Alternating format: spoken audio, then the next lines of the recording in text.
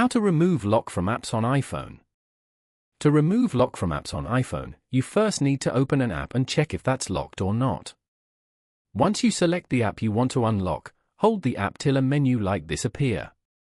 Now, select the Don't Require Face ID option from the menu. Once you have done it, the app will be unlocked. Now tap on App to open. Once you have unlocked the application, it will stay unlocked till you set a lock for it. Now, anyone can view the application that you unlocked.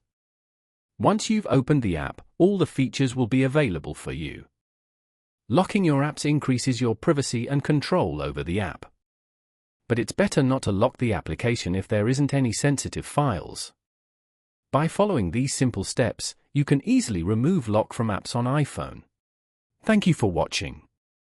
Please leave a like if this tutorial helped you, or leave a comment below if you have any questions related to the video.